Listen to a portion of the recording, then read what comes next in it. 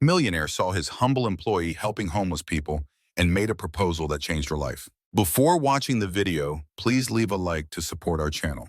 There was a quiet beauty in the way Abigail Lane moved through the world, unassuming, soft-spoken, but determined in the kind of way that only those who've known hardship can be. At 27, she had no riches to her name, no accolades framed on her walls, and no family waiting for her after work. What she had, however, was a heart too big for the small salary she earned. It was her third month working at Stonewall & Colum, a towering glass and steel monument to ambition in the heart of Chicago. Every day, Abigail filed reports, answered emails, and sat through meetings in a cubicle tucked away near the back of the finance department. Her coworkers barely noticed her. She didn't mind. She wasn't there to be seen. At exactly 5:37 p.m. each evening, Abigail would clock out, tuck a worn notebook into her bag, and walk 2 blocks east to the tiny corner shop that smelled faintly of cinnamon and old wood. The clerk, a woman named Helen, already knew her by name. 2 loaves of wheat bread, 3 boxes of granola bars, and the usual juice packs, Helen would ask with a smile. Abigail always nodded. Sometimes she'd buy an extra blanket or pair of gloves if her budget allowed. She never used coupons for herself, but she saved them for this ritual. This was her real job, the one she never got paid for. Outside the shop, just across the street from the very building where Abigail pushed numbers and juggled spreadsheets, a small community had taken root. A community of people who had once had homes, names, dreams, until life stripped those things away. There was Mr. Bernard, a retired war veteran with cloudy eyes and a cane that bent in the middle. Maya, who always hummed lullabies though no one ever saw a child. And Tony, who still wore the uniform from a job he'd lost 6 winters ago. Every evening they waited for Abigail, and every evening she came. She never brought much, just snacks and smiles. But she brought them with both hands and an open heart. She knelt beside them, shared short stories about her day, laughed at Tony's jokes even when they made no sense, and listened to Mr. Bernard talk about the stars. That night was no different. The autumn air was sharp, the kind that turns noses pink and makes fingers stiff. Abigail handed out granola bars and cartons of apple juice with quiet joy. She smiled when Maya asked how her day had been, and nodded solemnly when Mr. Bernard said his back hadn't stopped aching since last Sunday. Above them all, far beyond their knowing, someone else was watching. From the top floor of the Stonewall & Company Tower, behind a wall of spotless glass, Nathaniel Cross, the CEO, stood with a cup of untouched coffee and a furrowed brow. His office overlooked the city, but tonight his gaze wasn't on numbers or contracts or market forecasts. It was on her, the girl with the bread, the girl who smiled like it mattered, the girl who gave without asking. Nathaniel had noticed her before. First it was a glance, then a pattern, then a curiosity he couldn't shake. She was just an entry-level assistant, hardly worth the attention of a man who signed million-dollar deals before breakfast. But something about her defied logic. In a world where most people clawed their way toward more, Abigail Lane gave away what little she had. And Nathaniel Cross, a man who had spent his life calculating risks, optimizing strategies, and avoiding emotional detours, found himself with a question he couldn't answer. What does she get out of this? He sipped his cold coffee, unaware that this one question would soon unravel everything he thought he knew, not just about her, but about himself. The next morning at Stonewall & Company began like any other. Abigail arrived 15 minutes early, as always. She wore the same navy cardigan she'd bought secondhand and mended twice. Her hair was pulled into a loose bun. She carried a lunch she'd packed the night before: peanut butter on wheat bread, a banana, and a thermos of coffee that had long gone lukewarm by noon. To the outside world, she was forgettable, but Nathaniel Cross didn't forget her. From behind his polished mahogany desk, Nathaniel watched the staff arrive like a silent orchestra of ambition. Sharp suits, clicking heels, urgent strides, all of them part of the well-oiled machine he'd built. Every name was attached to a number, every title to a goal, except hers. Abigail Lane, Finance Department Assistant. No accolades, no headlines, no LinkedIn buzz, yet he kept seeing her on the security footage, in the break room reports, across the glass when she left at 5:37 p.m. to feed people who had nothing. Nathaniel wasn't a sentimental man. Emotions in his mind were liabilities. His father had once told him, If you want to build empires, don't pause to feel, just build. And that's what Nathaniel had done for 20 years. Until this quiet girl with soft hands and threadbare gloves made him feel something he couldn't explain. He didn't like that. Downstairs, Abigail was organizing a file cabinet when her phone vibrated. New calendar event, 11:15 a.m. Meeting with Nathaniel Cross, location 48th floor conference room, required you. She blinked at the screen. That had to be a mistake. She was the assistant to the assistant finance manager. The CEO didn't even know she existed. Or so she thought.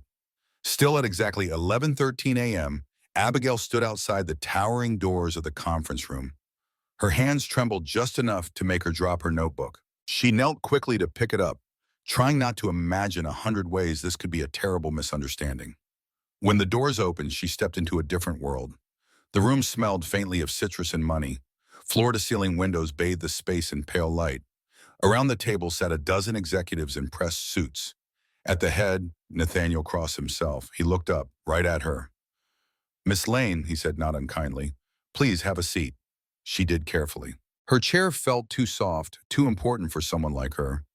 Nathaniel's eyes never left her face. The meeting began with numbers, budgets, projections. Abigail took notes furiously, pretending not to notice when the CEO's gaze returned to her again and again. She didn't speak. She didn't dare. When the meeting ended and others filed out, Nathaniel remained seated. "Miss Lane," he said as if testing the sound of her name, "would you mind staying for a moment?" Her heart skipped. She nodded. When the room emptied, silence fell like snow between them. Nathaniel stood and walked to the window, hands in his pockets, his voice quiet but firm. "I've noticed you." Abigail blinked. "Sir?" "You work late, you never complain, and every evening you cross the street to hand out food to strangers." He turned, his eyes narrowing. "Why?" Abigail hesitated. "Because they're hungry." "That's not an answer," he replied. "It's a reason." She looked down at her lap. "I don't know, Mr. Cross. Maybe because it's the only part of my day that feels real." He didn't speak. She continued. "I see them and they remind me of what I almost became. A few years ago, I didn't have a job. I lived in my car. I know what it feels like to be invisible. So, I try to make them feel seen." Nathaniel stared at her, the edges of his carefully built world shifting beneath him. "Do you ever wonder what you're giving up?" he asked. "You spend your money on people who won't remember your name.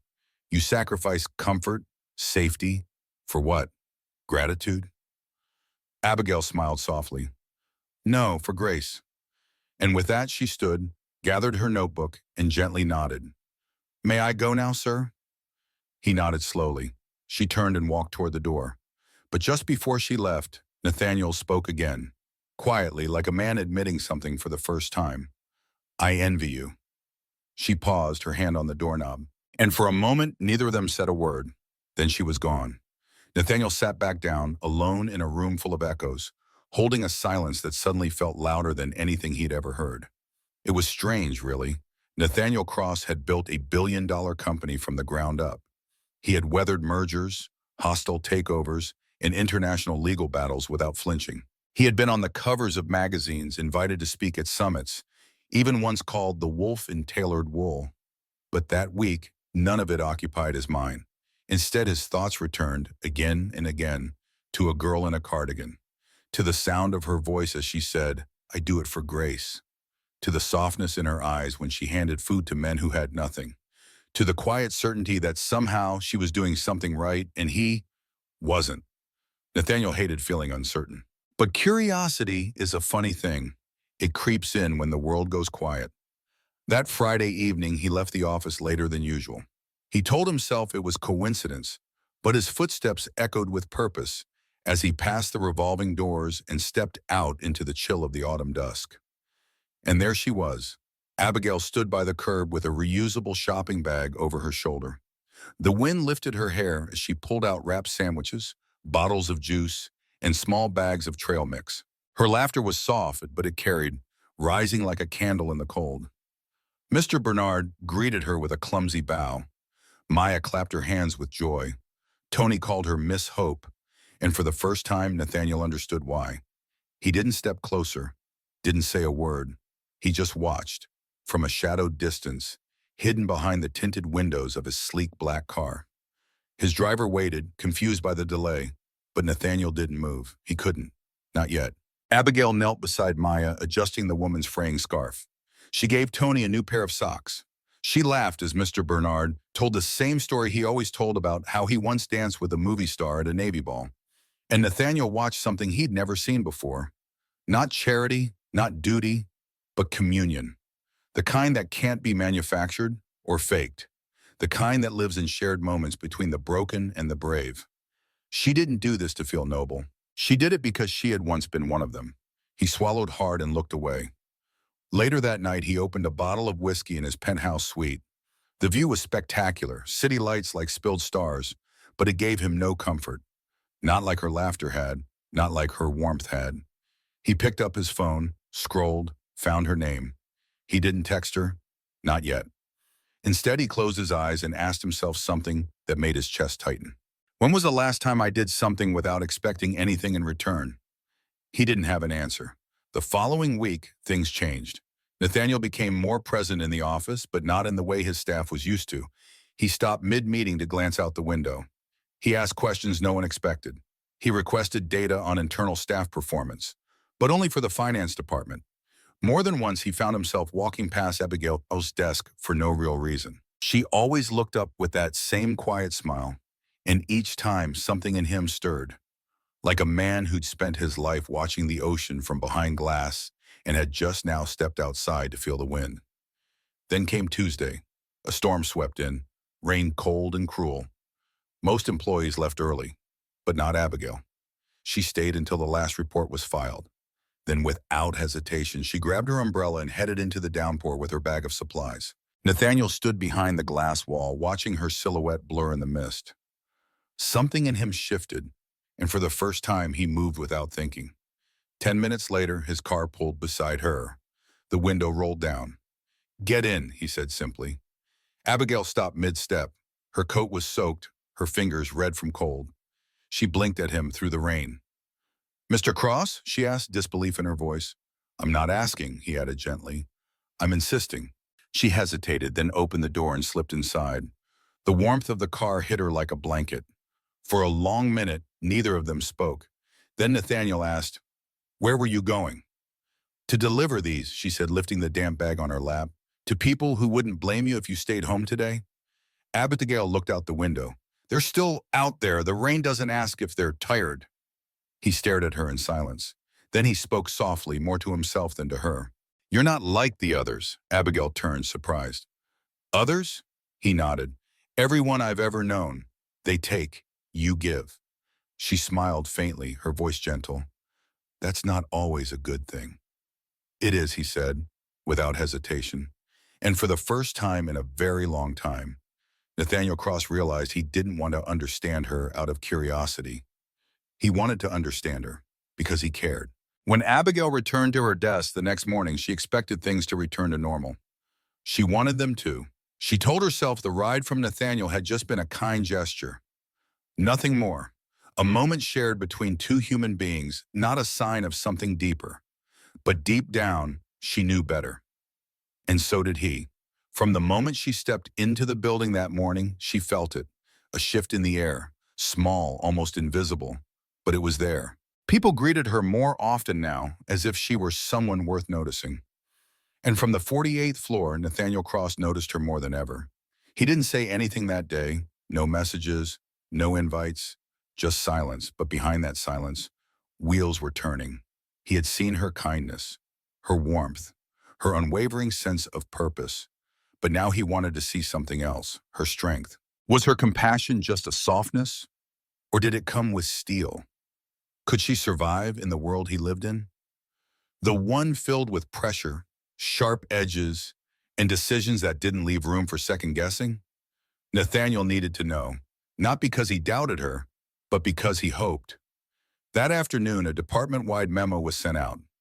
A new task force will be assembled to evaluate operational efficiency and cost allocation across Q3 and Q4. The team will work directly with executive leadership and present findings to the board in 2 weeks.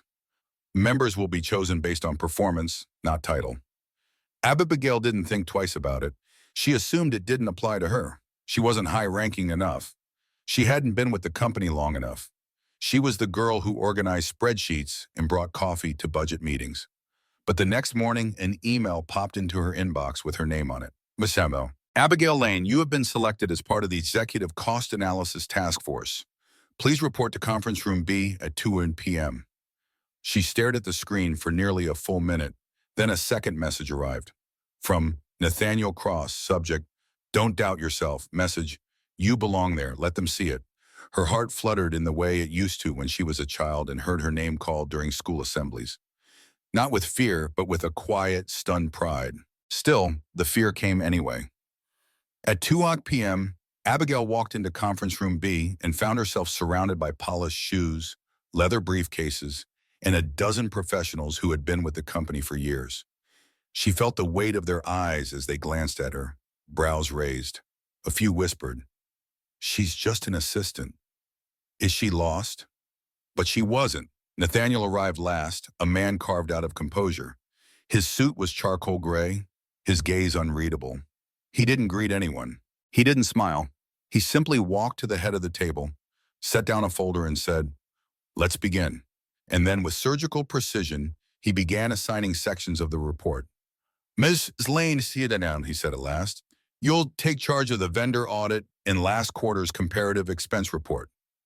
Abigail blinked. That was a lot. A senior manager cleared his throat. "Sir, with all due respect, that section requires detailed historical knowledge of—" Nathaniel cut him off without lifting his eyes. "And Ms. Lane is capable. I have no further concerns." The room fell silent. Abigail swallowed the lump in her throat and nodded. "Yes, sir." Nathaniel didn't look at her again for the rest of the meeting. He didn't have to. He had thrown her into the deep end, and now he would see whether she would sink or swim. For the next several days, Abigail barely slept. She came in early, left late, skipped lunches, and studied vendor contracts like they were sacred texts. Her fingers cramped from typing. Her eyes stung from late-night screen time. But she didn't quit, because something inside her, something that had been quiet for too long, had finally awakened. It whispered, "You are not just kind. You are capable." And that voice carried her through. On Thursday evening, long after most had left, Abigail was still at her desk, buried in a spreadsheet, when a soft knock came at her door. She looked up. It was Nathaniel. He didn't enter. Just leaned against the frame, arms crossed. "I saw the draft you submitted," he said. She nodded, too tired to form a response. "It's better than I expected." A beat passed. "Was that a compliment?" she asked, trying to inject humor into her exhaustion. He smirked, just a little. "You decide." She sat back in her chair, rubbing her eyes. "I'm scared I'll miss something." Nathaniel stepped into the room and placed a cup of hot tea on her desk. "You won't," he said. She looked up at him, surprised. "Thank you," she whispered. He nodded, then turned to leave. But before he stepped out, he added, "The board will be there tomorrow. Present it like you believe it." And then he was gone, leaving Abigail alone, with her tea, and something else entirely. A growing realization that this man, who once only saw numbers, now saw her. The next morning arrived with the weight Abigail could feel in her chest. The air in the office felt denser than usual, as though the walls themselves knew what was at stake. People were rushing around with hushed voices and straightened ties. The word board carried a different tone today. Less routine, more reverent. For Abigail, it felt like stepping into a room not meant for her. She stood in front of the mirror in the women's restroom, adjusting the collar of her blouse for the third time. Her hands were clammy, her eyes a touch too tired. And yet, there was something in her reflection that hadn't been there before. Conviction. "You belong there," Nathaniel had said. And maybe for the first time in her life, she believed him. At exactly 10:00 a.m., she walked into the executive boardroom, a space that didn't just command respect, it demanded it. Walls lined with abstract art, chairs made of stitched leather, a long mahogany table that looked like it had its own history. The board members were already seated, men and women in their 50s and 60s, all sharp eyes and sharper questions. Abigail could feel their curiosity as she took her place at the end of the table, a thin folder pressed against her chest like armor. Nathaniel entered moments later. No announcement, no fanfare. He simply walked in and sat, not at the head of the table, but off to the side. And for a fleeting second, his eyes met Abigail's. There was no smile, no nod, just presence. Steady, solid. There, a senior executive cleared his throat. Let's begin. Abigail stood, and the room strangely went quiet. Her voice trembled slightly at first, the kind of tremble born from doubt, not weakness. But as she opened the report and began to speak about vendor inconsistencies, overages in logistics, inefficiencies in cross-department billing, something shifted. She had lived this report, breathed it, and as the minutes passed, her voice grew steadier, her words more confident. She used terms they didn't expect her to know. She highlighted details no one had noticed. She proposed 3 actionable solutions and then paused. Complete silence. Then, one of the board members leaned back in his chair and let out a soft, impressed exhale. Another looked over her notes, nodding slowly. Someone murmured, "This is quite thorough." But it wasn't until a voice at the far end of the table spoke that Abigail nearly lost her footing. Nathaniel. "Miss Lane," he said, voice calm but deliberate, "what inspired you to dig into that 3rd solution? No one else on the team flagged it." She met his gaze. And without hesitation, she answered, "Because it didn't sit right with me." The numbers told one story, but the behavior behind them told another. A pause. Nathaniel smiled. Not for the board, not for show, for her. And in that moment, something subtle but seismic shifted in the room. The assistant had become the expert. After the meeting, Abigail stepped into the hallway, her chest rising and falling like someone who'd just run a marathon. Her legs were still shaking. The door behind her opened. Nathaniel stepped out, hands in his pockets. For a moment, he just looked at her. "You did well," he said. She chuckled breathlessly. "I didn't faint. That's a win." He gave her a look, half proud, half intrigued. They saw it too. "Saw what?" "That you don't just belong here," he said softly. "You're going to change things." Abigail stared at him, unsure how to respond. She wanted to say thank you, or deny it, or laugh it off. But all she could do was whisper, "I hope so." Nathaniel nodded, then took a step closer, close enough that his voice dropped. "You know what I envy most about you?" She tilted her head. "What's that?" "You do everything with your whole heart, even this." Abigail swallowed hard. "Is that a compliment?" "It's more than that," he murmured. And then, before the moment could stretch into something too obvious, too unprofessional, he stepped back. "We're done here," he said, with a flicker of something unreadable in his expression. For now. He turned and walked away.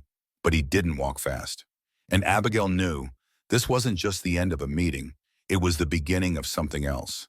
Abigail didn't expect applause. She didn't expect the corner office executives to suddenly remember her name or for interns to greet her in the hallway like she was someone important. But on Monday morning, something was different. There were longer glances, nods that held more weight, a few subtle smiles from coworkers who once passed her without a second look. She'd walked into Stonewall and Co. 3 months ago with little more than a modest degree, quiet determination, and a heart full of empathy. And now, she was someone people noticed. But with that came something else. Something colder, sharper. Whispers. In the break room, near the elevators. Even in the ladies' restroom when they thought she wasn't there. "She's just an assistant. How did she get into the boardroom? She's working late again, or maybe she's spending time with Mr. Cross. I heard he complimented her in front of the board. It's obvious, isn't it? She's his new project." Abigail tried not to let it sting. She told herself it didn't matter. She had earned her place. She had studied harder than anyone, poured her nights and weekends into that report. But still, the words clung to her like cold mist. And the hardest part? She didn't know how much of it was true. Because somewhere between data charts and coffee cups, between late-night emails and brief exchanges in silent hallways, something had shifted between her and Nathaniel. Not in words, not in actions, but in glances, in the way his eyes lingered when she smiled, in the pause before he said her name, in the silence that somehow felt full. On Thursday, she stayed late to finish an analysis. The office was quiet. Most of the lights had dimmed. Abigail was so focused on the spreadsheet in front of her that she didn't notice someone approaching until a familiar voice broke the silence. "You work too hard." She looked up. Nathaniel stood just inside the doorway, a coffee in each hand. Abigail leaned back in her chair. "I could say the same for you." He offered her one of the cups. She accepted it hesitantly. "What's this?" "A bribe," he said, taking a seat across from her. "For what?" "For 15 minutes of your time. And maybe a question." She raised an eyebrow, amused. "Only 15?" He smiled, but it didn't quite reach his eyes. "You've changed." Abigail blinked. "Excuse me?" "Since the board meeting, you walk differently. You speak differently." "I haven't changed," she said softly. "I just stopped hiding." Nathaniel looked at her like she'd said something profound. "You've always been like this," he murmured. "And the rest of us are just catching up." Her cheeks flushed. She looked down at the coffee, and then in a whisper, "Why do you care?" The question hung in the air between them, fragile and dangerous. Nathaniel didn't answer immediately.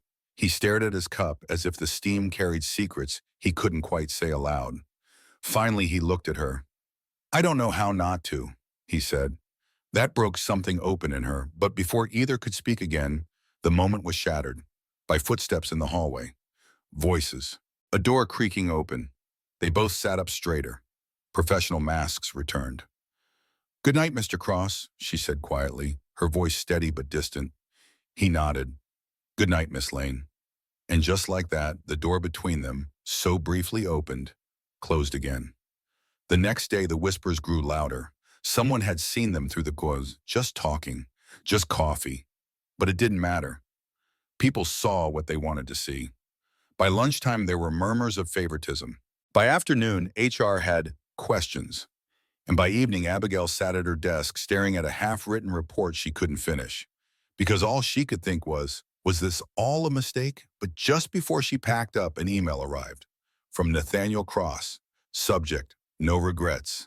Message, "Whatever happens, I see you, the real you. And I'm not sorry for that."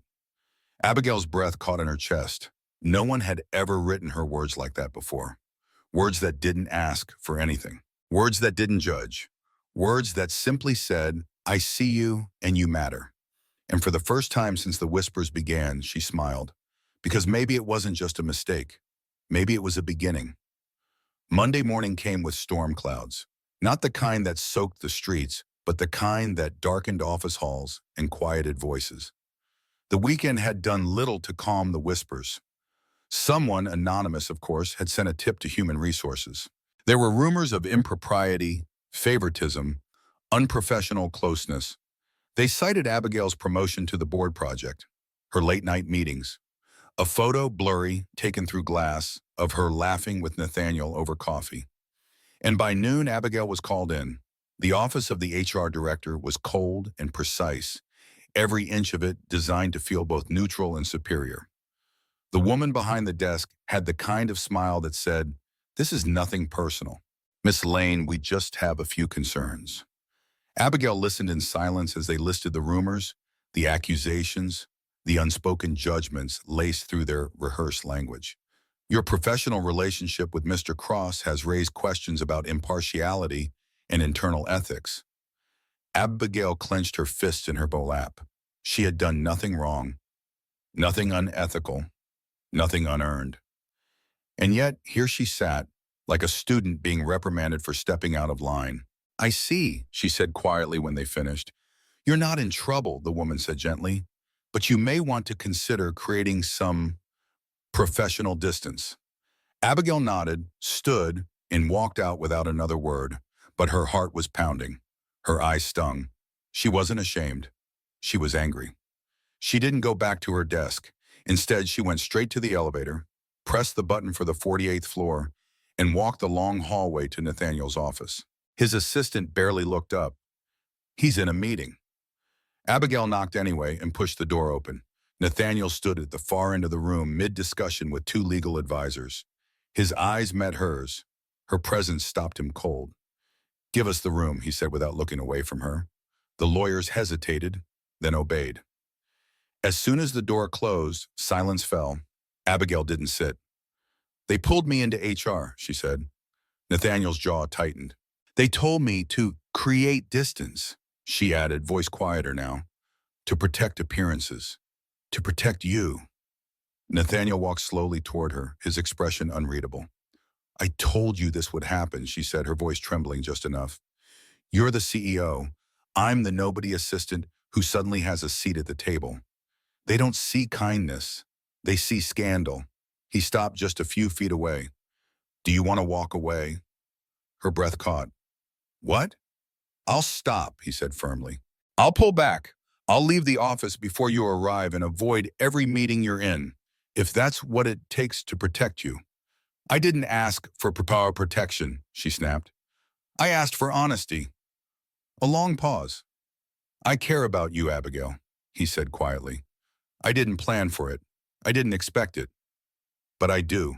And if caring about you cost me comfort or approval or a few headlines, I'll take that cost. She looked away, trying to breathe through the rush of emotion. I never wanted to fall for someone like you, she whispered. Nathaniel gave a sad smile. Likewise. And yet, here we are. He stepped closer, slow, deliberate. You're not a scandal to me, yeah, he said. You're the reason I remember why this all matters. Her eyes met his, and in that moment they both knew something had changed. There was no going back. That night, Abigail sat in her small apartment, replaying the day in her mind. Not the HR meeting, not the whispers, but the way Nathaniel had looked at her, with steadiness, with something close to reverence. Her phone buzzed. From Nathaniel, a message. If you still trust me, dinner. Tonight. No press, no power suits, just you and me. Say yes. Abigail stared at the screen. She didn't need protection. She needed truth. And she had it. She typed two simple words. I'm coming. Because sometimes when the world demands distance, the bravest thing you can do is take one step closer. The address Nathaniel sent her wasn't a restaurant. It wasn't a five-star rooftop or a dimly lit lounge where deals were whispered over vintage wine. It was a brownstone tucked between old oaks and iron fences, the kind of place that felt too soft for a man like him. The porch light was warm. The windows glowed gold. There was something about it. Something startlingly human. Abigail stood at the gate for a moment, heart pounding. She almost turned back. But then the door opened, and there he was. Not in a suit, not behind glass, just a man in rolled sleeves, no tie, with tired eyes and bare vulnerability. Hi, he said, her breath caught in her chest. Hi, she whispered. He stepped aside to let her in. The hallway smelled of cedar and something faintly sweet, rosemary maybe. She walked through, taking it all in. Soft lamps, a record player in the corner, books stacked like bricks on the floor. You live here? She asked gently. Nathaniel shrugged. You shrugged. Most people assume I sleep at the office. Because you usually do. He gave a sheepish smile. Sometimes. She wandered into the kitchen where dinner was already set. Simple, elegant. Roasted chicken, a bowl of greens, 2 glasses of wine already poured. No caterer, she teased. I made it. She turned, surprised. Nathaniel leaned against the counter, watching her. I cook when I need to think, he admitted, which lately is often. They sat, ate, talked. At first, about nothing, music, her favorite tea, the fact that he'd never seen The Sound of Music, which she declared criminal. But somewhere between bites and laughter, something shifted. The air grew still, and then Nathaniel asked quietly, Do you miss who you were before this? Abigail blinked. Before what? Before all of it, before the whispers, before the spotlight. She paused, her gaze drifting toward the window. I miss the quiet, she said, but I don't miss hiding. He nodded. I understand that. They were both quiet for a while, and then she whispered, Do you ever wish you were just someone else? Nathaniel's eyes softened. Every day. She looked at him then, really looked, past the title, the headlines, the steel exterior, and for the first time she saw the man who bore the weight of everything but rarely shared the load. Without thinking, she reached across the table and took his hand. It was warm, strong, human. He didn't pull away. Neither did she. Later, they sat on the couch, the remnants of the evening lingering like perfume in the air. A record spun something low and old in the corner. Her shoes were off. His tie was long forgotten. Abigail looked down at their joined hands, now resting between them. "This is complicated," she murmured. Nathaniel's voice was quiet. "It doesn't have to be. I work for you, and I never expected to care for you. But you do." He looked at her. Yes, there it was. The truth, simple and unadorned. She met his gaze. "And if I told you I care too, I'd ask if I could kiss you." Abigail's heart skipped. She hesitated, only because she was afraid how badly she wanted him to. Then she whispered, "Ask." Nathaniel leaned forward, slow as if afraid the moment would vanish. And when their lips met, it wasn't the kiss of a man used to winning or a woman used to hiding. It was a kiss full of questions, of trembling yeses, of hope wrapped in hesitation. When they pulled apart, neither of them spoke for a while, because sometimes silence says everything. Abigail left just after midnight, not because she wanted to, but because she needed to, because she wanted to hold this feeling carefully, like something fragile, something sacred. At the door, he cupped her cheek gently. "You're not alone anymore," he said. And that was the moment it sank in, for both of them. This wasn't just a connection. This was the beginning of belonging. The next morning, Abigail stepped into the office building and immediately felt it, like walking into a room just after someone said your name. Not hostility, not yet, but attention, too much of it. She kept her head down, walked the hallway like a thread pulled tight. Her badge beeped at the door. The elevator doors closed, and in the polished metal reflection, she saw two junior analysts whispering behind cupped hands. Her stomach twisted. They know. Not because she had told anyone. Not because she had broadcast what happened between her and Nathaniel like some kind of prize. But because moments like that, soft, sincere, imperfect, have a way of leaking into the world, even when you try to keep them safe. By mid-morning, she knew. Someone had seen them. A photo, not a tabloid shot, not a blurry guess. A clear image taken from a distance, maybe through a car window.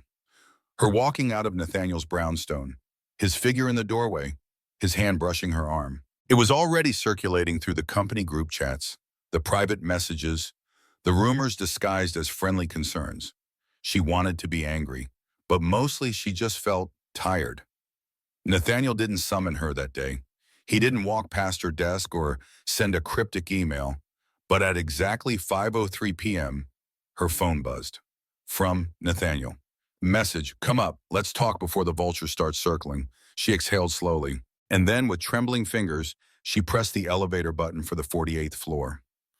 His office was empty when she entered. At least it looked that way. She stepped inside, the door clicking shut behind her. Then his voice came from the far window, soft but certain. "I never wanted you to be part of my shadow." She turned.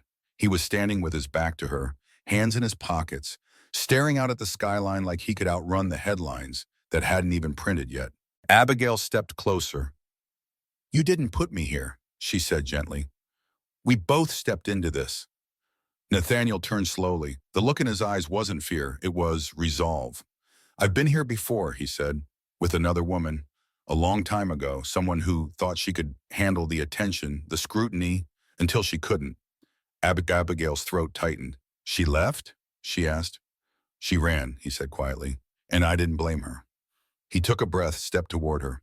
"I don't want you to run." "I'm not going to," he raised an eyebrow. "Even if it costs you your reputation?" She gave a faint, exhausted smile. "They've already decided what to believe. If I stay quiet, I'm guilty. If I speak up, I'm overreacting. Either way, I lose." Nathaniel shook his head. "Then I'll speak." She blinked. "What?"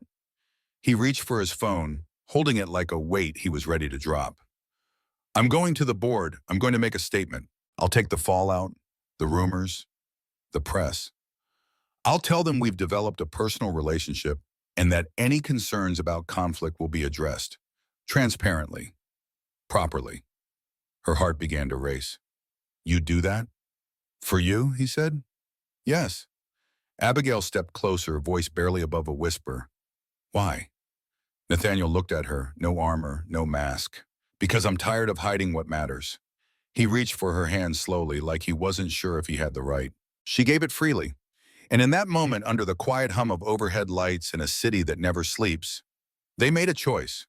Not just to feel something, but to fight for it. That Friday, the statement was released, clear, respectful, no tabloid spin, no romantic flourishes, just the truth. Two consenting adults. No professional violations.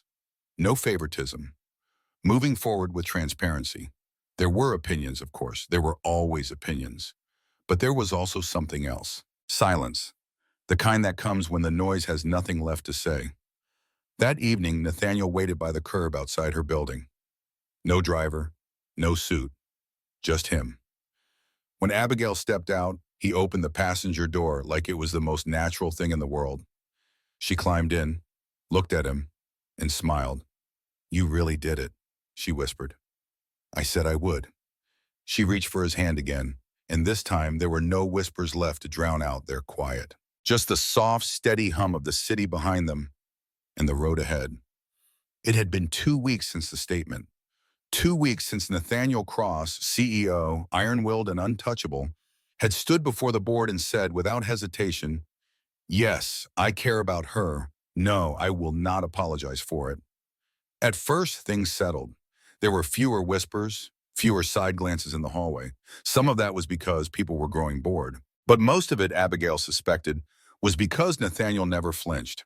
Not once. He didn't hide her. He didn't downplay her role. He just kept showing up. Beside her, not in front of her. And that made the noise around them begin to quiet. Until, of course, it didn't. The first crack came from inside the finance department. Julian Ward, the department director, had always been polite, cordial, his compliments measured, his tone diplomatic. But now there was something different in his gaze when he looked at Abigail, like a question he didn't ask out loud. He called her into his office one morning with a smile that didn't reach his eyes. I wanted to talk to you about your performance, he said, sliding a folder across the table. Abigail opened it, charts, metrics, goals. I'm hitting all the targets, she said, trying to keep her voice steady. Julian nodded slowly. Yes, but the board is watching now. And when people rise too fast, expectations tend to rise with them.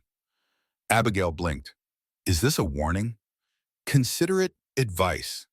She closed the folder gently. Advice, she repeated. Yes, he said, standing. There are eyes on you now, Miss Lane, and not all of them are friendly. That evening, she met Nathaniel for dinner. Nothing fancy, just a small table at a quiet bistro where the candles flickered like fireflies. She told him everything, about Julian, about the folder, about the not-so-veiled message behind his smile. Nathaniel sat back in his chair, his jaw tight. I can talk to him, he offered. Abigail shook her head. No, that'll only prove his point. Then I'll reassign you, put you in a role where he can't interfere. No, she said again, firmer this time. I don't want to be moved. I want to earn it. Nathaniel reached across the table and took her hand. You've already earned it. I know, she whispered, but I want them to know it too. Over the next week, Abigail worked harder than she ever had. She reviewed every report twice, anticipated questions before they were asked, coached junior analysts who looked at her with wide, grateful eyes. And still, Julian Ward kept watching. He started excluding her from team updates, reassigning her projects last minute, citing potential conflicts when she asked for approvals. It wasn't sabotage, not outright. It was quieter than that, smoother. The kind of pressure that wears a person down until they start to doubt themselves. And it almost worked. Almost. Then came the investor pitch. Stonewall and Company had been preparing for it for months. A massive opportunity to secure funding from a major venture grew up.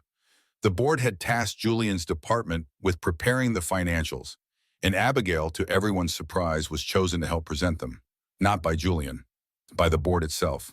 They'd seen her name on that Q3 efficiency report, the one Nathaniel once said was better than expected. They wanted her.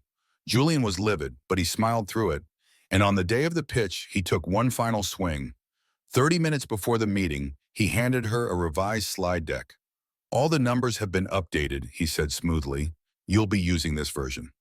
Abigail flipped through it and immediately saw three discrepancies. Intentional ones. They were subtle, but enough to skew the projections, enough to raise doubts if left uncorrected. Is there a reason the net margin was lowered on slide 7, she asked carefully. Julian just smiled. That's what you're presenting. If you want to flag it, you'll have to do it, in front of everyone. And then he walked away. Abigail stared at the screen. She had two choices: present the wrong numbers and protect herself, or correct them in real time and expose him. She looked at the clock, 22 minutes. She closed the laptop and walked to the boardroom. The presentation began with suits and jargon, polite smiles, and performative optimism. Then it was Abigail's turn. She stood, laptop in hand, eyes steady. Before I begin, she said clearly, I'd like to note that the materials provided to me contain discrepancies that I believe misrepresent the company's financial health. I've corrected them, and I will explain why. The room went still. Julian shifted in his seat. Nathaniel, seated near the head of the table, didn't move. But Abigail saw the way he looked at her. Not with concern, with pride. She walked them through every number, every chart, every correction. And when she finished, there was a moment of absolute silence. Then applause. Polite at first, then genuine. Even the venture capital rep nodded, impressed. When Abigail sat down, her hands were shaking. Nathaniel leaned slightly toward her, just enough so only she could hear. You didn't just earn their respect, he whispered. You earned the company. That night, back at his brownstone, she curled into his side on the couch, barefoot and quiet. You fought for me, she said softly. Nathaniel kissed her temple. No, he said. You fought. I just witnessed it. And in the soft quiet of a home far from spreadsheets and boardrooms, they both knew. Love isn't built in grand gestures. It's built in choices, day by day, against odds, in spite of fear, because of courage, and theirs had only just begun. It started with a knock on her apartment door. Not Nathaniel, not a neighbor, someone Abigail hadn't seen in nearly 6 years. She opened the door slowly, and her breath caught in her chest. Standing there was a man in a faded leather jacket, eyes tired but sharp. Her brother, Eli Lane. Hey, Abs, he said softly. She didn't speak. Couldn't. The last time they'd talked, he'd walked out of the shelter they were staying in, muttering something about getting a job. He never came back. She'd spent months looking for him, calling hospitals, wandering alleyways, sleeping in her car with one eye open. And now, here he was, older, thinner, sober. She couldn't tell. Her hands tightened on the doorframe. What do you want? She asked quietly. Eli shoved his hands into his pockets. To see you, that's all. She looked behind him, half expecting this to be a setup, some cruel trick. But it wasn't. It was just him, and her past standing on her doorstep, waiting to be let in. She made tea. They sat at the tiny table near her window. Neither touched the mugs. I heard about you, Eli said. Big shot job, fancy boyfriend, saw your face in some article. Abigail sighed. So you came for money? He flinched. No, he said. I came because I'm sorry.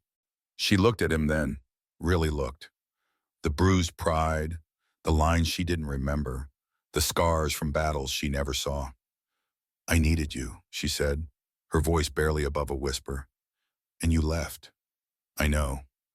I slept in parking lots, ate from soup kitchens. I nearly gave up.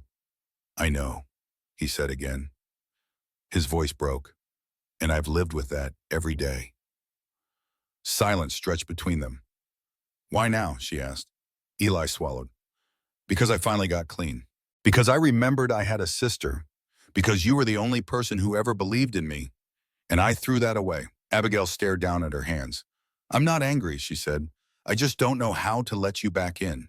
He nodded. I understand. She stood. I can't fix everything for you, Eli. I'm not asking you to. She looked at him. This man who had once held her hand when they ran from foster homes, who used to sing her to sleep on nights their mother didn't come home. And she saw something in his eyes that looked like truth. Then we start slow, she said. He smiled. Slow works. She told Nathaniel that night, not over text, not over the phone, face to face, curled into the corner of his couch. There's a part of me you don't know, she said, her voice tight. A part I don't let anyone see. Nathaniel turned toward her. Show me. She told him about Eli, the childhood they survived, the eviction, the nights in the shelter, how she kept granola bars in her locker at school, not for lunch, but because she didn't know when her next meal would come. She told him how, even now, part of her lived with one foot in fear, fear of going back, fear of losing the fragile safety she'd built. When she finished, she looked away, ashamed maybe. But Nathaniel, he didn't flinch. He didn't ask why she never told him. He didn't offer platitudes. He just reached over and took her hand, slow and sure. And then he said the ones she didn't even know she needed. I don't love you in spite of that, Abigail. I love you because of it. She closed her eyes. And for the first time since she opened that door to Eli, she let herself breathe. Really breathe. Because love, she realized, wasn't about perfect stories. It was about honest ones. The next weekend, Nathaniel met Eli. He shook his hand without judgment, sat with him like a man who knew something about second chances.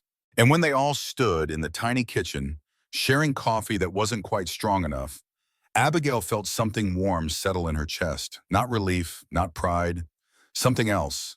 Something like belonging, because for the first time in her life, she wasn't carrying the weight of her past alone.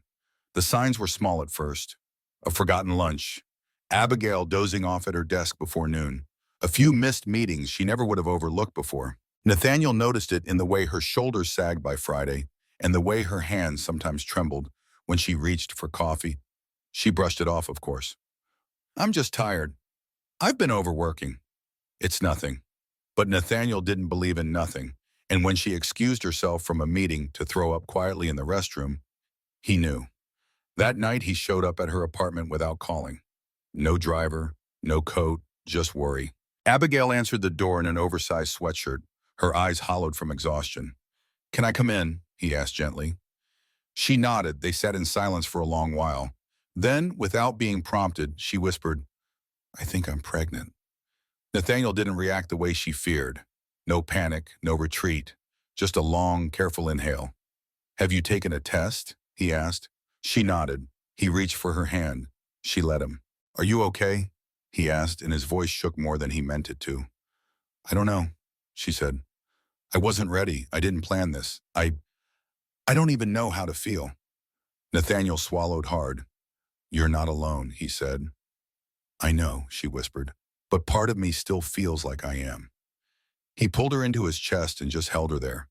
Because some moments don't need solutions. They just need presence. The next few days passed in a haze of questions.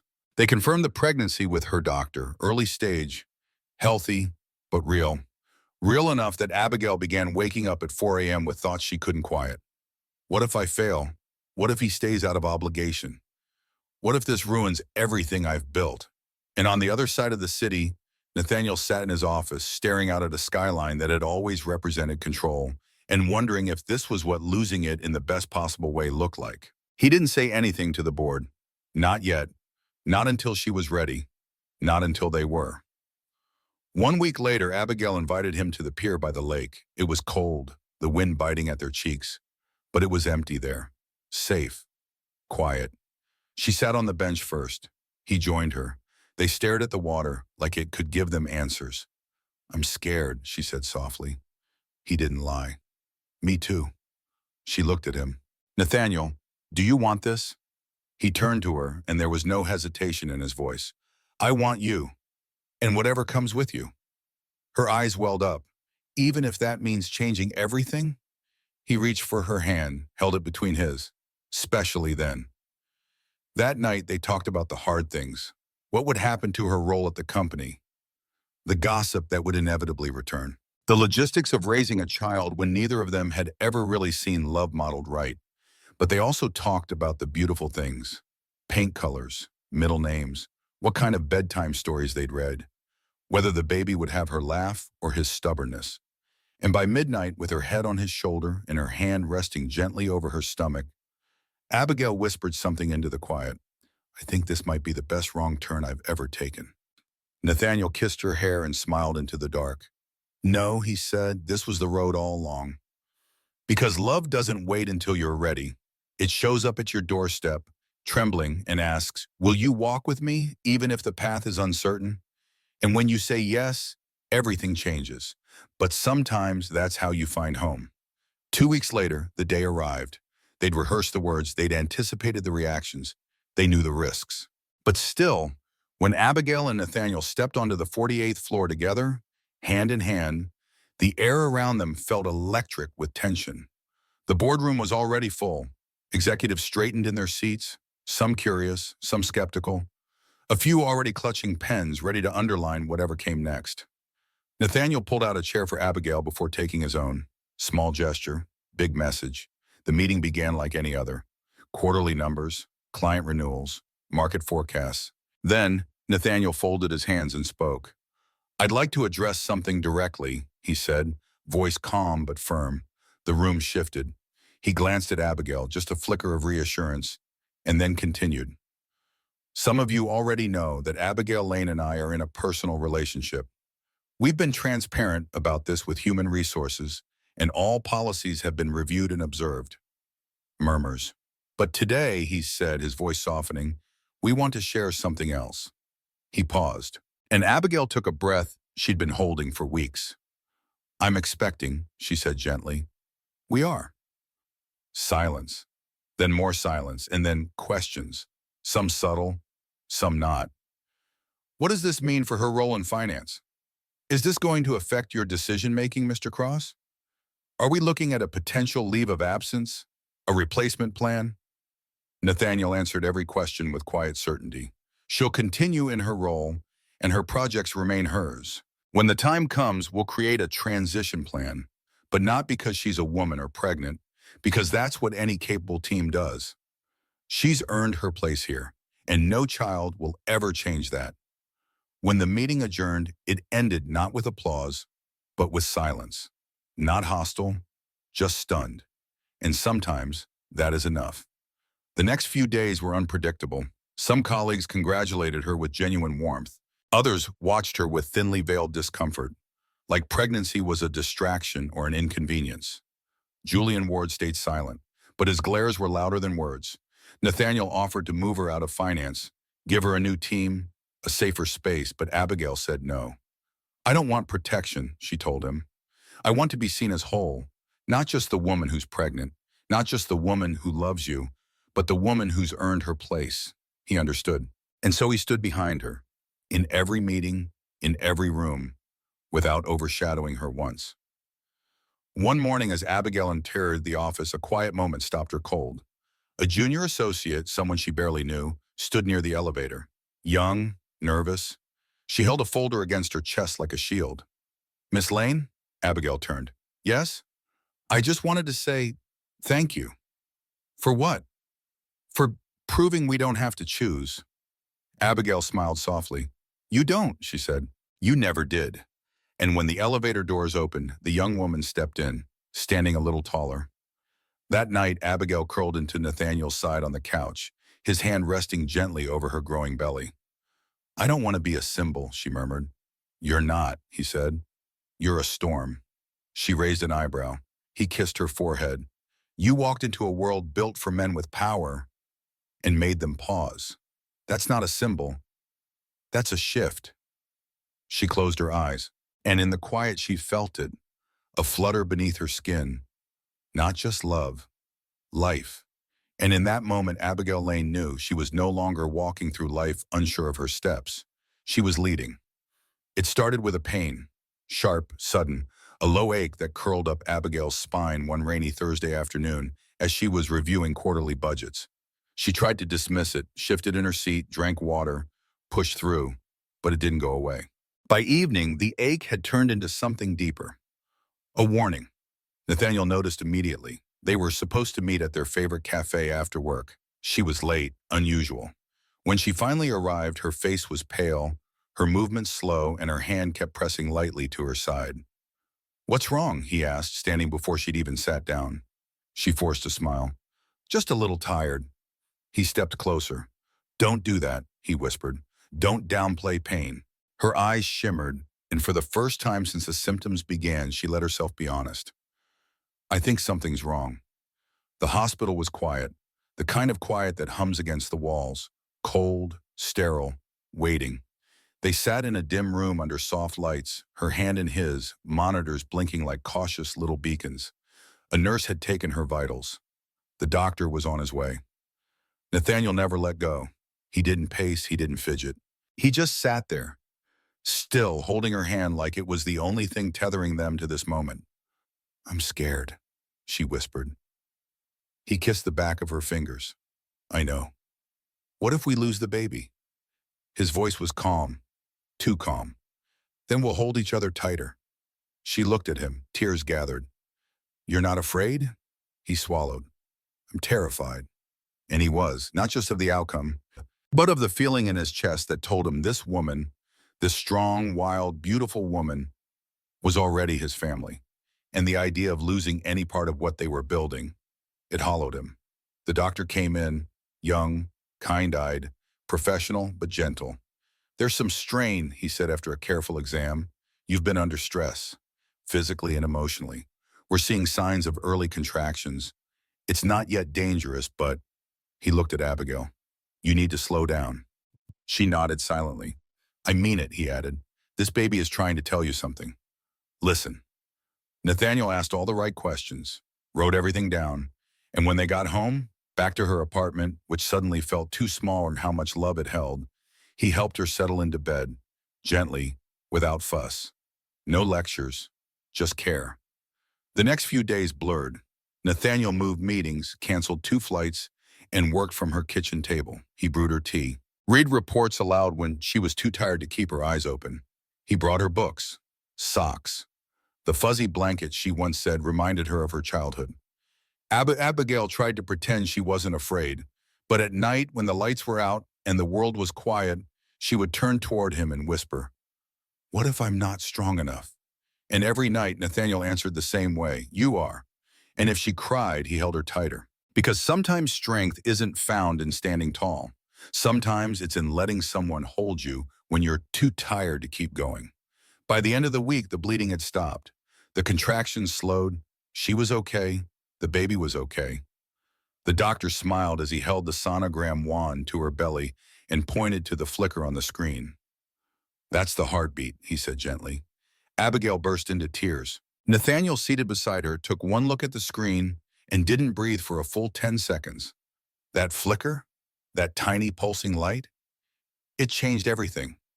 They didn't speak until they were in the car, parked outside her apartment, both staring out the windshield like the world had somehow shifted under their feet. And then Abigail whispered, that heartbeat saved mine. Nathaniel looked at her, eyes full, and said, no, Abigail, you saved mine. That night, as the city pulsed softly around them, they lay in bed with her head on his chest and her hand resting over the place where new life was growing. And for the first time since the pain began, they both slept deeply.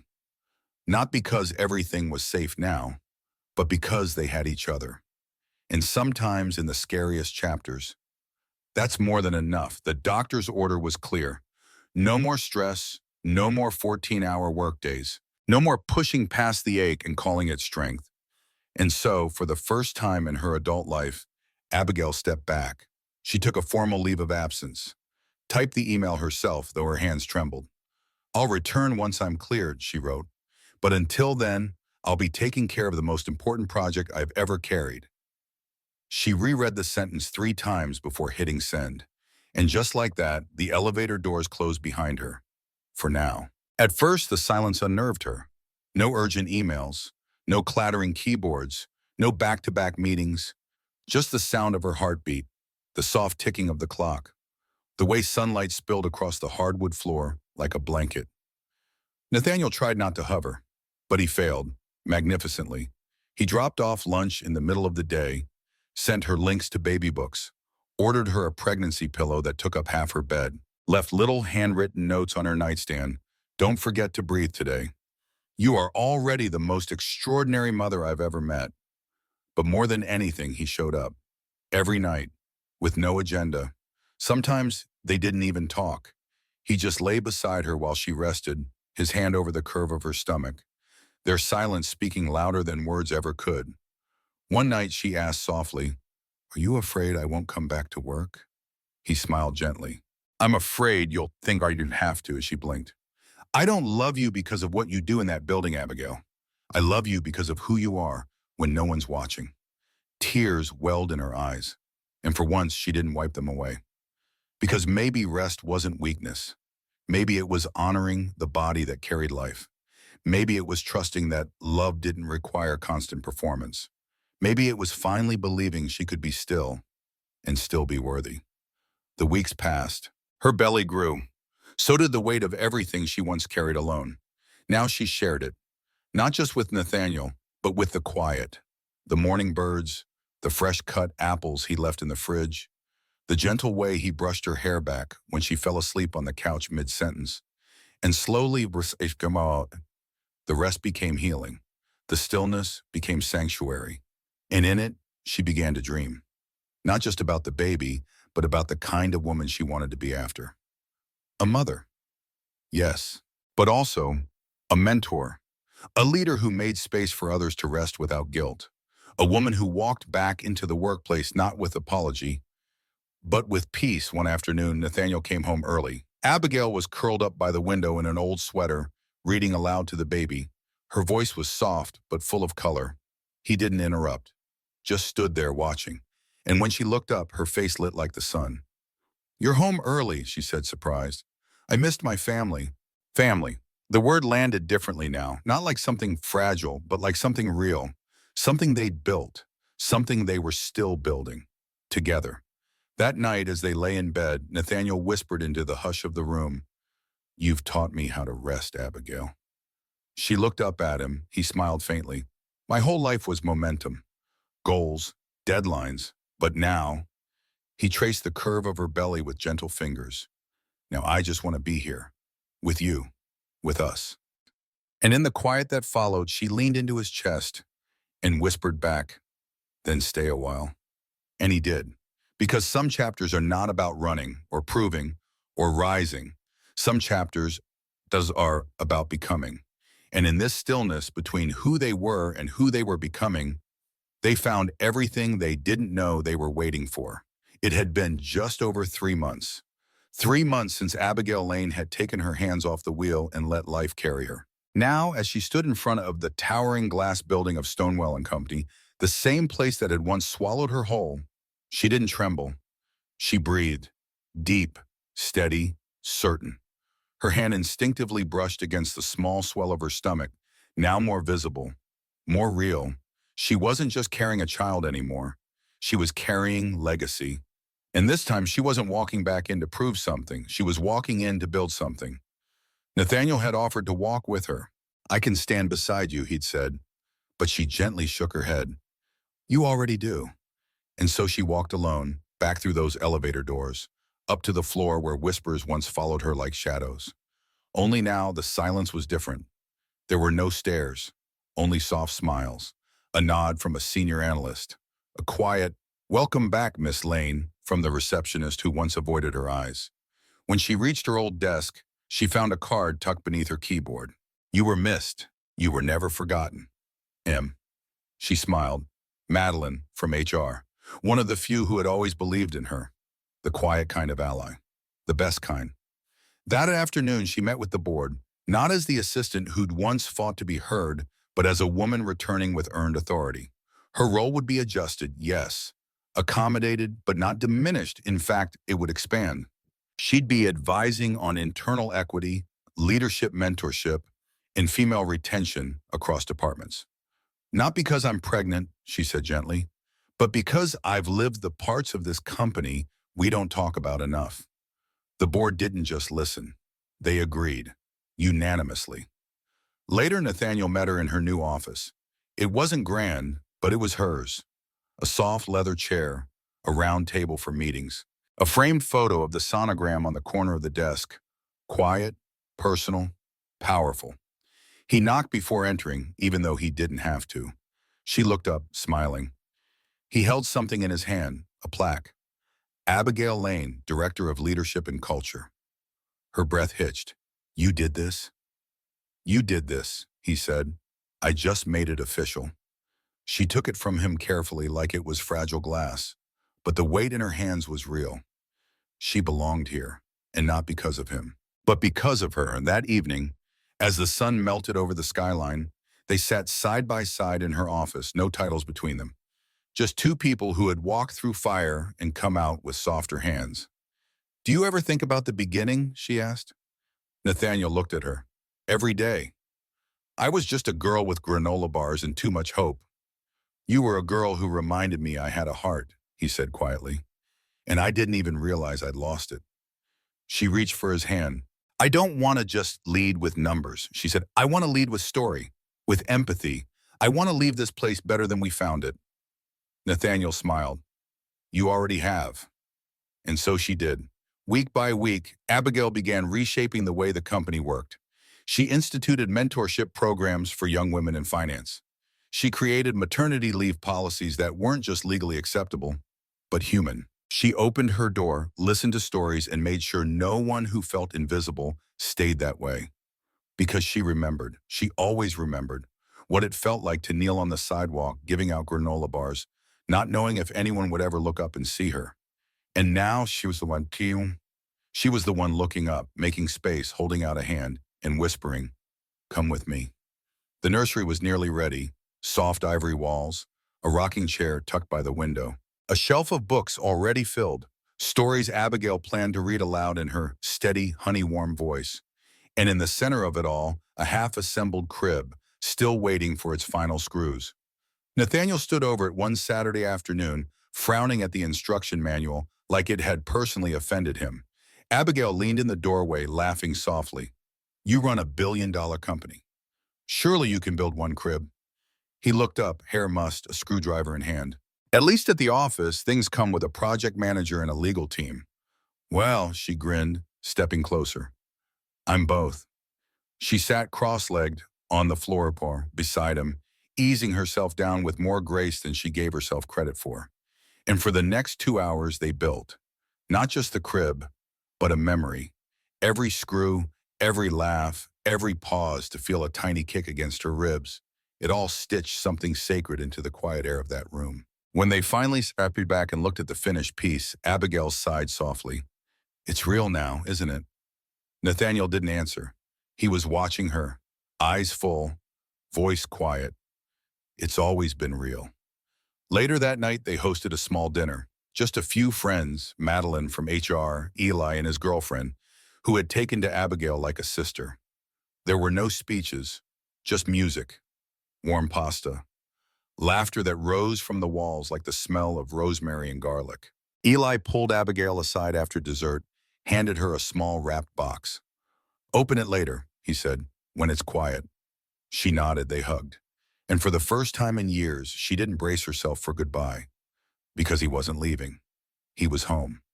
After everyone left and the apartment was still, she opened the gift.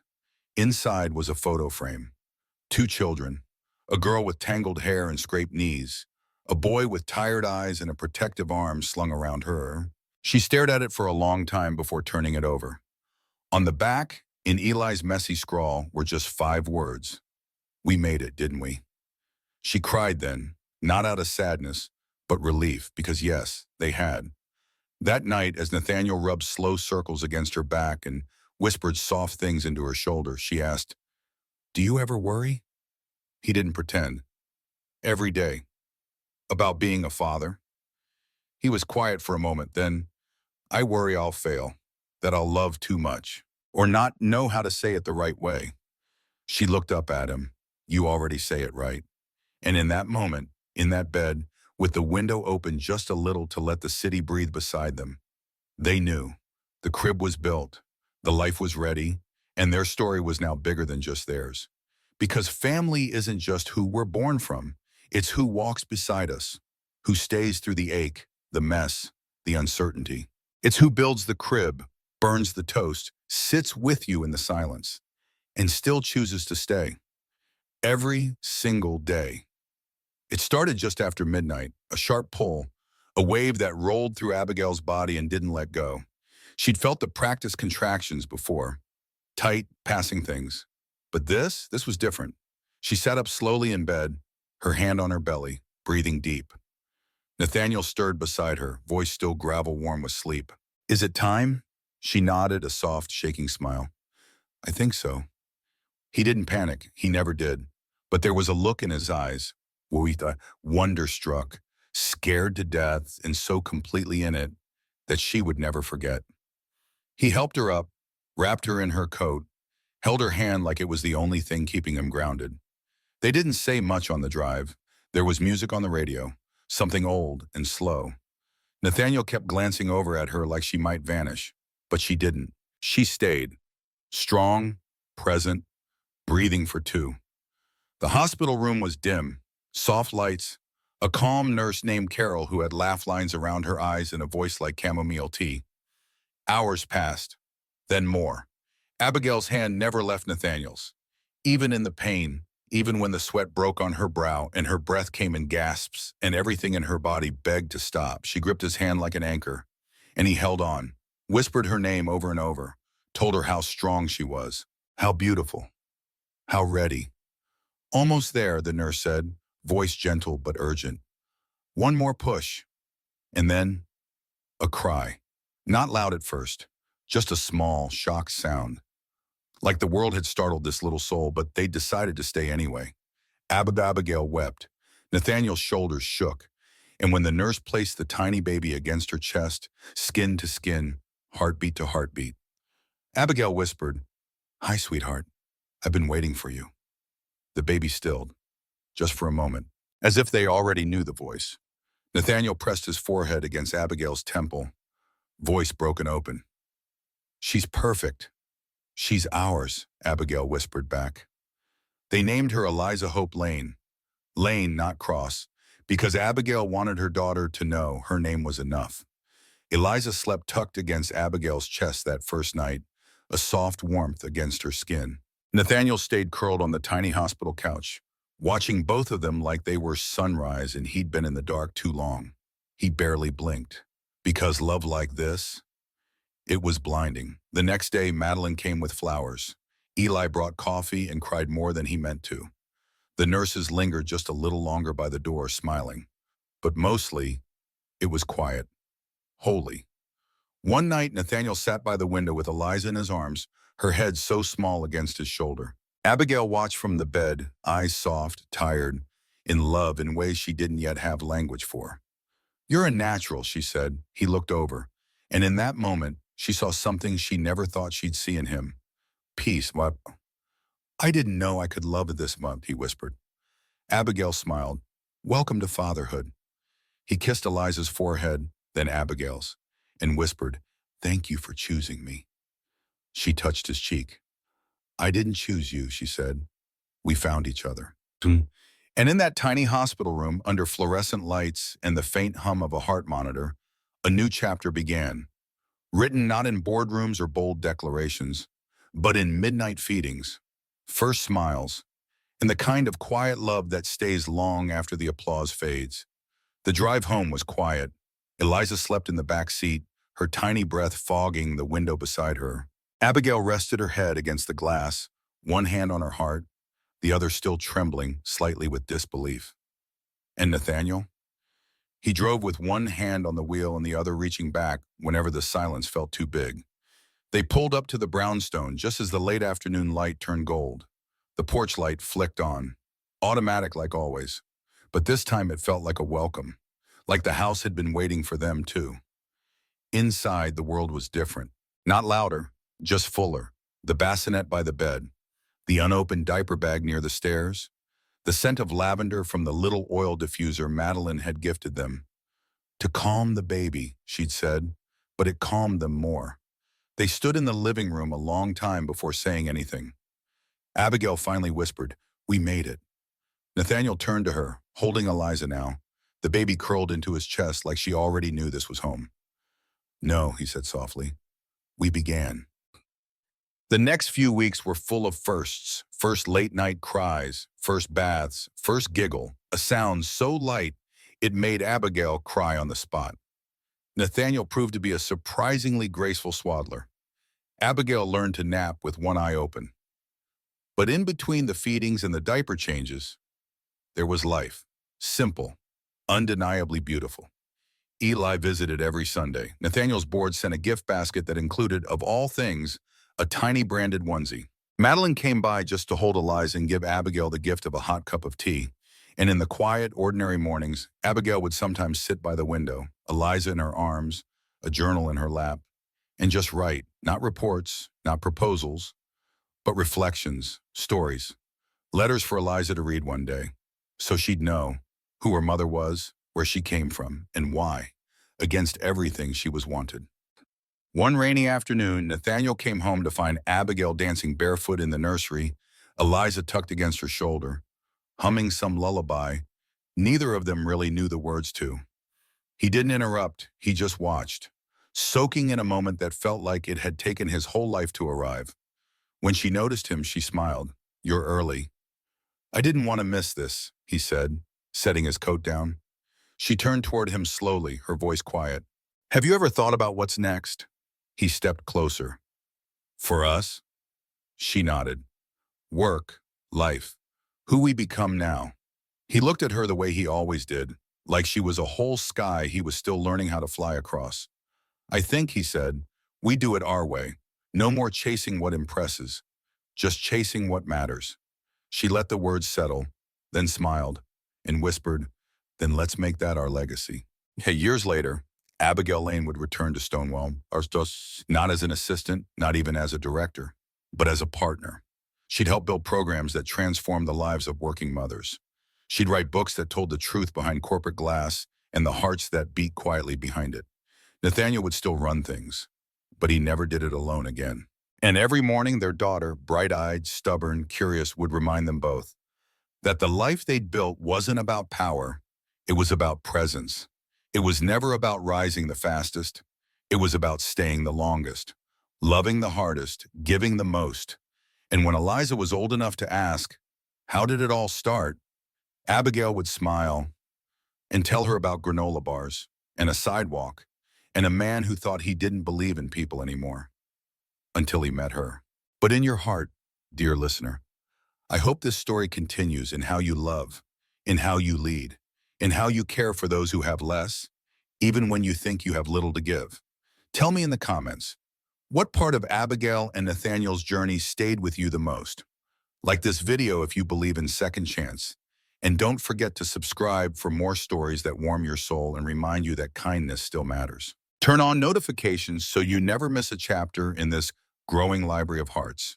And remember, sometimes the most powerful story you'll ever write is the one you live. Until next time.